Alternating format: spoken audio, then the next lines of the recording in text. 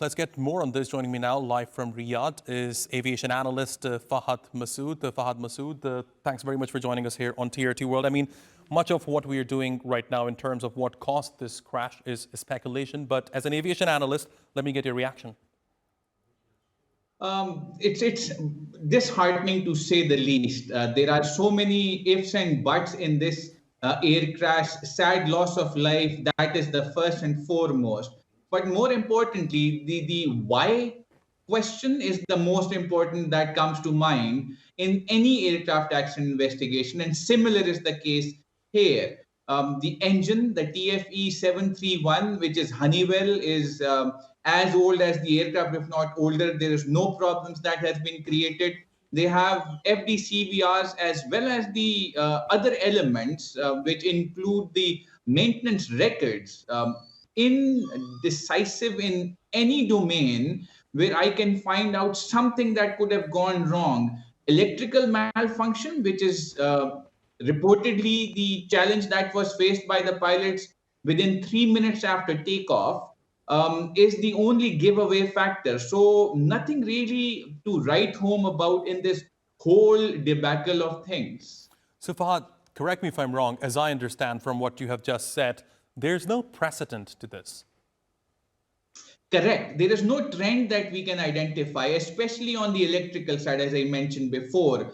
This aircraft has 3 engines. Each engine has one AC generator. Then there is the 28-volt DC standby battery. So redundancy is built in, not as good as what we have on the 787s or the 320s of today, but of the time, there are backup to a backup available for any electrical anomaly. This indicates a complete electrical malfunction. And as per the records and the wreckage analysis which is there, it seems to be a high speed, steep dive impact into the ground. And Fahad, I mean, I don't know whether or not this particular aircraft had the capability to glide, because even if there is an electrical failure, an aircraft can glide, right? Correct. This aircraft is, I would say, relatively stable a platform, not the unstable or relatively unstable aircrafts like the fighters or military aircraft that we have. Gliding was always an option. And considering this dilemma, the electrical malfunction should not have given it complete loss of control as well.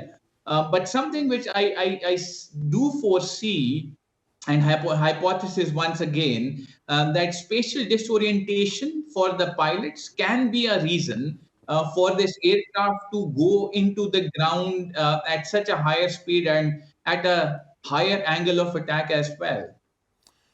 Fahad, how long before we know anything concrete about what went wrong? I understand the Turkish authorities have started an investigation, but it's still, it's been only, one day? So based on your work, what's the timeline we're looking at? So preliminary reports, as per the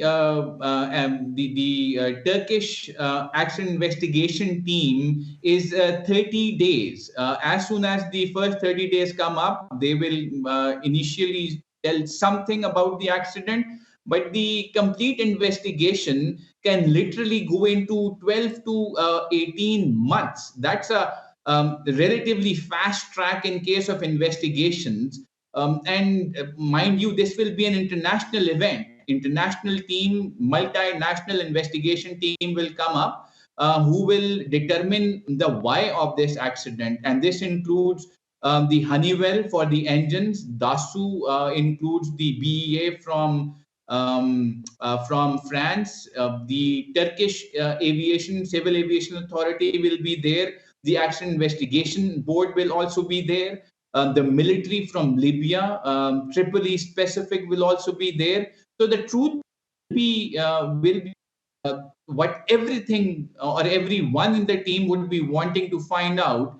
And that is the goal of the 2 black boxes that are there, which will be very helpful. One is the FDR, or the flight data recorder, and the second is the CVR, which is the cockpit voice recorder, both of them which have been found by the Turkish officials as we speak and being decoded in Ankara. Extremely crucial. That's indeed an extremely crucial development. Fascinating insights, Fahad Masood. Thanks very much for joining me here on TRT World. Really appreciate your taking out the time.